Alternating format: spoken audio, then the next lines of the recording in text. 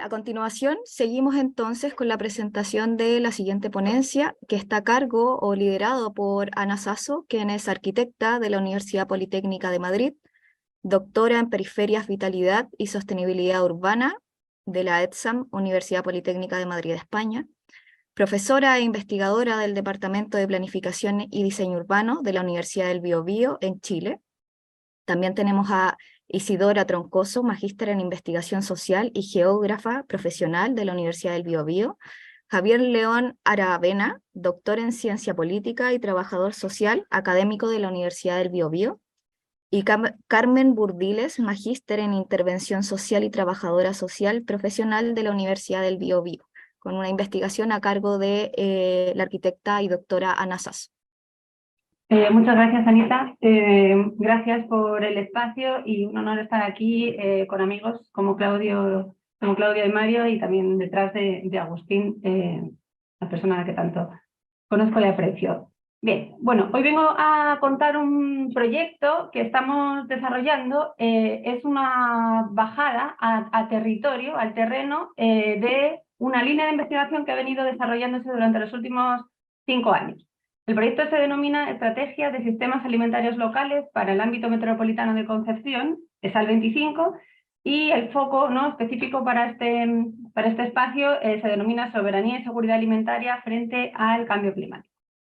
Ya, bueno, lo primero, el problema, ¿no? ¿De dónde surge todo esto, esta propuesta? ¿De dónde tenemos puesta ahora mismo la seguridad alimentaria en el ámbito metropolitano de Concepción? Bueno, nosotros, en Chile, ¿no? Según ODEPA, el 80% de las frutas y verduras que se consumen en las ciudades intermedias provienen de las ferias libres. Este sistema alimentario que complementa al sistema de supermercados, ¿no?, como sistema alimentario convencional. Bien, tenemos 44 ferias distribuidas a lo largo de todo el ámbito metropolitano de Concepción, que una vez analizadas, ¿no?, su principal origen de abastecimiento de alimentos es el nodo logístico regional, que es la Vega Monumental. La Vega Monumental, que es ese nodo, ese punto rojo que está ahí en el centro y que se encuentra ubicada en un espacio periférico de la ciudad. Durante el trabajo desarrollado en el Fondesit, hicimos un catastro, ¿no?, de dónde venían las cosas de la Vega Monumental, y tenemos el mapa de la izquierda para el origen de los productos en invierno y el mapa para el origen de los productos en verano.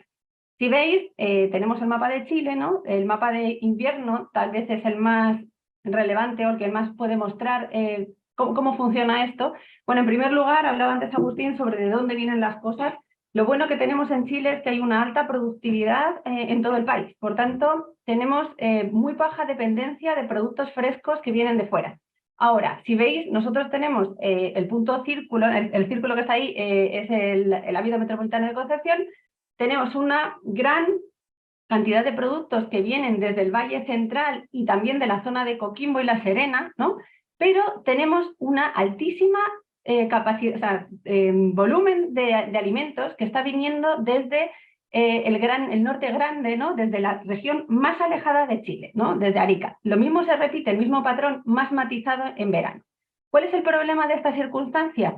El transporte de los alimentos que se realiza a lo largo de Chile no se realiza por barco, ¿no?, se realiza por camión en una única carretera que conecta el norte al sur. O sea, la dependencia que tenemos de los combustibles fósiles para el transporte de alimentos y la dependencia de una única carretera implica, tiene muchas implicancias en términos de resiliencia y también del impacto y de las emisiones de CO2 que tienen en el transporte de los alimentos.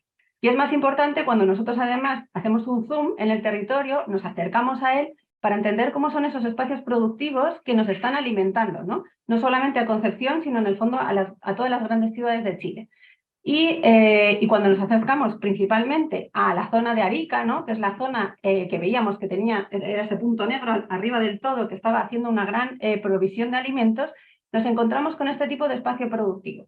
Son valles transversales muy estrechos dentro de un espacio que es desértico, ¿no?, que está haciendo una sobreexplotación del territorio. Incluso en el río Yuta de arriba todavía son espacios productivos, pero toda la parte del río de abajo, del río Azapa, son invernaderos, con lo cual el impacto del territorial o la mochila ecológica, ¿no?, que tenemos cuando comemos en el ámbito metropolitano de Concepción es brutal y no lo sabemos, ¿no?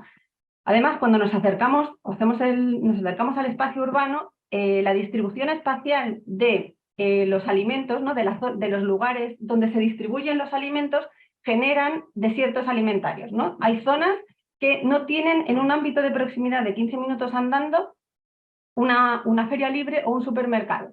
En la parte de la izquierda tenemos los desiertos alimentarios, digamos, normales, ¿no? Los que tenemos siempre.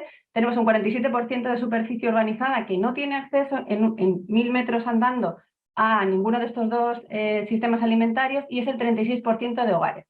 ¿Qué pasó en la pandemia? En la pandemia las ferias se cerraron porque se pensaba que eran unos focos de insalubridad y de potencial contagio.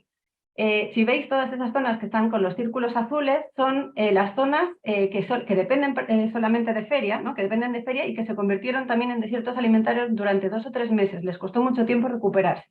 Aumentó del 36% al 51% de hogares. Y además, todas esas zonas son las personas que tienen mayor vulnerabilidad social y económica.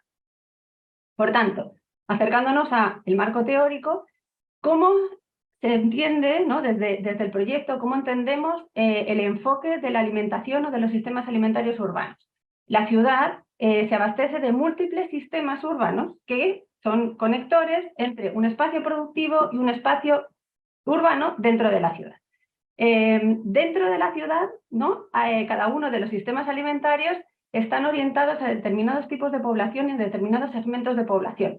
Y ya lo hemos visto anteriormente, ¿no? Hay espacios en los que hay un solape de provisionamiento, de comercialización de alimentos, y otros ámbitos a los cuales no le llega, ¿no? Ahí ya existe una inequidad o una injusticia de acceso a la alimentación. Y por otra parte, estos sistemas alimentarios se conectan con diferentes territorios, ¿no? De diferentes proximidades. Un ámbito local, un ámbito nacional, un ámbito más internacional. Claro, a medida que nos alejamos, es más difícil entender y analizar la trazabilidad y saber o conocer cuál es la sostenibilidad del impacto en otro lado, la justicia espacial, la justicia a lo largo de toda la cadena y en términos generales entender cómo es el funcionamiento, ¿no? En términos vinculados con este seminario, ¿no? Con la acción climática, ¿qué podemos hacer, ¿no? Estamos teniendo un gran impacto, por lo tanto, lo ideal sería apuntar a la acción clave, ¿no? que podrían generar las políticas públicas, es tratar de relocalizar el abastecimiento alimentario. Tratar de reequilibrar, ¿no? y disminuir la dependencia de sistemas alimentarios industrializados que vienen de más lejos. En ese sentido, la mitigación, ¿no? Podríamos hacer una reducción de la distancia para poder dejar de emitir tantas emisiones en el transporte de los alimentos, y además también estamos viendo cómo es la sostenibilidad de la producción, ¿no? Tratar de disminuir el uso de fertilizantes y poder orientar, ¿no? a sistemas alimentarios locales que tengan una mayor sostenibilidad y menor impacto en el territorio. En el tema de adaptación, podría fomentar la biodiversidad y la provisión de los servicios ecosistémicos. Estaríamos aumentando la resiliencia alimentaria frente a potenciales desastres naturales o antrópicos. Estaríamos mejorando el acceso a soberanía y seguridad alimentaria a todas las personas que viven en la ciudad. Y también estaríamos aumentando la conciencia y el consumo de alimentos frescos, saludables, sostenibles y de proximidad, y propios de la región. Bueno, entonces, ese movimiento, esa flecha que antes veíamos, ¿no? que era un movimiento de los alimentos entre un espacio productivo y el espacio urbano, no solamente está compuesto del alimento que se mueve y de territorio, sino que está compuesto de un conocimiento específico, ¿no? de cada una de las partes de la cadena, recursos de inversión y también políticas específicas para cada una de las partes de la cadena, ¿no? No se piensa de forma integral.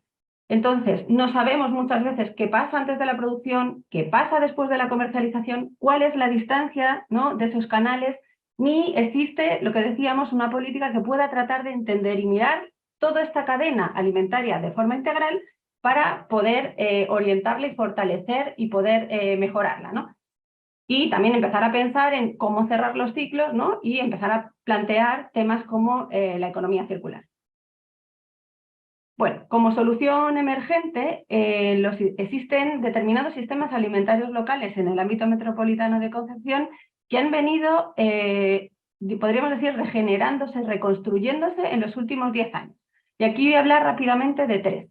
El primero es el sistema alimentario que llamamos los embebidos, ¿no? En el fondo son espacios productivos que han ido quedando como remanentes dentro del crecimiento de la ciudad. Ahí tenemos, por ejemplo, una foto de Cosmitos o una foto de Bocasur, ¿no? Que son espacios que han ido quedando asediados y que siguen generando una altísima producción, pero que no tienen un canal de comercialización propio especializado que les identifique dentro de la ciudad, acaban vendiendo o están conectados de nuevo con esta vega monumental que veíamos antes y que en algunos casos tienen un espacio individual, ¿no? específico para los productores locales, donde venden sus productos y donde determinadas personas que vayan a comprar a la vega pueden identificar qué son. Ahora, cuando los feriantes compran, los feriantes de las ferias libres compran en este espacio y luego lo venden en las ferias libres, se pierde la trazabilidad porque no tienen... Bien, iba por las ferias campesinas. Tenemos 8 ferias campesinas en el ámbito metropolitano de Concepción que tienen un fuerte apoyo institucional, ¿no? Son una forma de dar salida a productores locales de cada una de las comunas y que han sido promovidas por los Prodesal, que son una entidad del INDAP que está dentro de cada una de las comunas. Estas ferias promueven el acercamiento del campo a la ciudad de productos locales y específicos de la región y de cada uno de los ámbitos en los que se producen, y está conectado, digamos que las ferias, los puntos negros son las ferias campesinas, y están conectados con esta cuenca alimentaria. Es una cuenca alimentaria que, teniendo en cuenta que cuanto más clarito es menos fuerte el vínculo, su principal vínculo es casi solamente el territorio del ámbito metropolitano. A la derecha tenemos el tipo de espacio productivo con el que está conectado. Espacios de muy pequeña agricultura a escala que además tienen un gran conflicto territorial de uso de suelo con los espacios forestales. Por otra parte, tenemos otro sistema alimentario alternativo, ¿no? Que son estas redes alimentarias alternativas, que son mucho más fluctuantes y líquidas, ¿no? Porque dependen mucho de la dimensión económica y de la posibilidad de que los negocios se mantengan a lo largo del tiempo.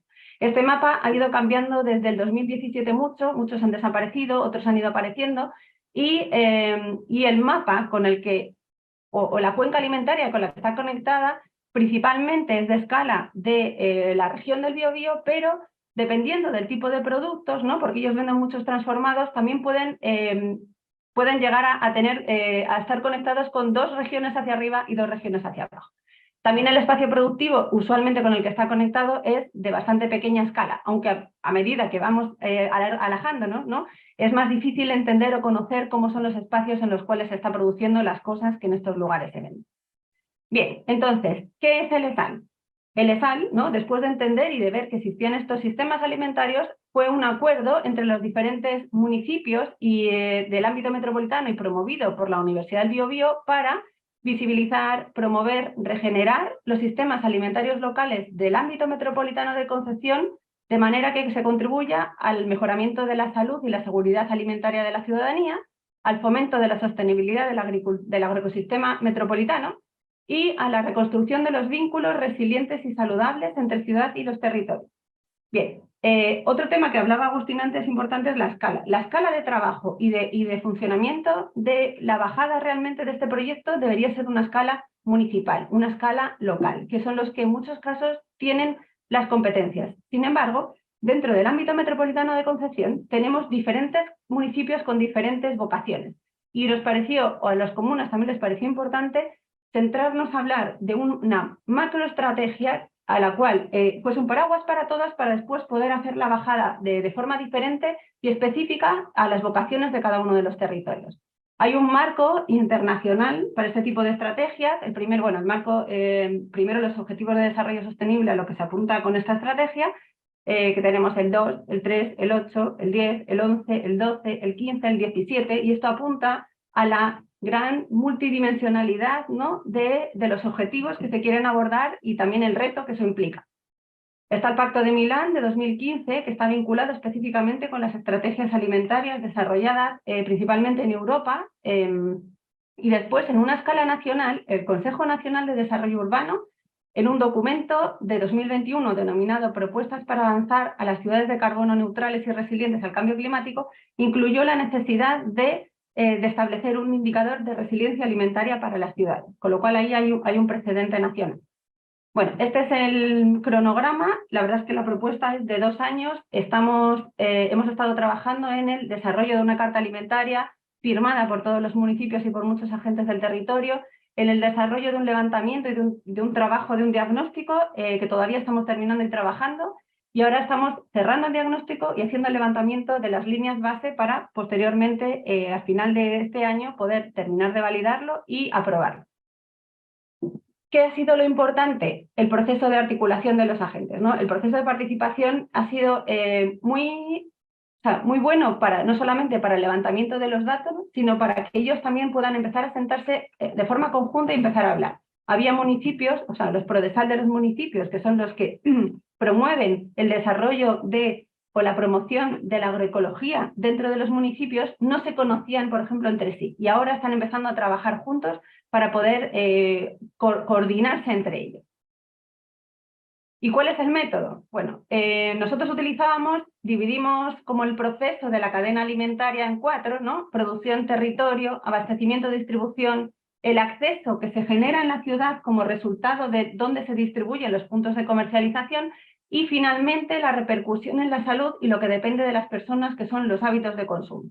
Para poder avanzar a desarrollar el diagnóstico, se han desarrollado bastantes trabajos, que algunos todavía están en término, y aquí voy a explicar muy por encima, ¿no? Por ejemplo, uno de los trabajos que se ha venido a desarrollar y que ha abarcado esos 3 ámbitos ha sido el estudio de la trazabilidad de los alimentos.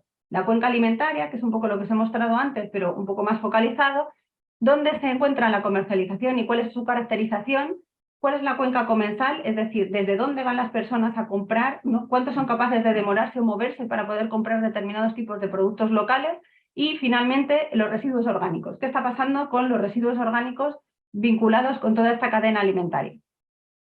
El análisis cualitativo, desarrollado con específicamente las personas que desarrollan la producción, ¿no? Productores locales que además comercializan en ferias campesinas, o que venden a través de Vega Monumental, o que venden o que se conectan con las redes alimentarias alternativas, y también las personas de los municipios que están trabajando en la promoción de la agroecología, ¿no? Análisis cualitativo en ese sentido para poder desarrollar cuáles son los problemas y las fortalezas, las debilidades, ¿no? Desarrollar un FODA. Estamos desarrollando y territorializando también cuál es la actual salud territorial de la región y en qué ámbitos, cuáles son las zonas que están más vinculadas con un espacio productivo, si están relacionadas o no con las enfermedades crónicas no transmisibles. Estamos desarrollando una encuesta de acceso y equidad y patrones de consumo para entender cómo la gente, desde su perspectiva, tiene accesibilidad o no a determinado tipo de sistemas alimentarios y cuáles son sus patrones de consumo generales. Y finalmente un estudio paralelo que se está realizando de las políticas macro, ¿no? Cómo están orientando a día de hoy este tipo de sistemas alimentarios, ¿no? Hacia dónde están tratando de promover y cuáles serían, en nuestro caso, ¿no? Las resistencias estructurales a las cuales no podríamos llegar a alcanzar a desarrollar o a modificar. Bueno, este es el resumen de la metodología, y como cierre quería poner esta imagen en la cual, ¿no? Vinculándolo un poco con el esquema de la metodología, ¿cuál es el objetivo al que se quiere apuntar, ¿no? Con esta estrategia? Tenemos que las partes de producción, de abastecimiento y de acceso está totalmente configurado a día de hoy por un modelo neoliberal, ¿no? Existen unas políticas, unos programas y una planificación que permite, que da determinada flexibilidad, ¿no? A la distribución y a la ubicación y a cómo desarrollar las cosas. Es un poco también lo que comentaba antes Agustín, ¿no? De que en realidad tenemos que empezar a pensar y a regular, ¿no? Cómo entre todos, cómo el resultado y cómo los problemas y cómo los objetivos tienen que empezar a incidir en estas políticas públicas, en estos programas y en la planificación, de forma que reoriente, que obligue a reorientar hacia esta relocalización de la producción y de los sistemas alimentarios locales.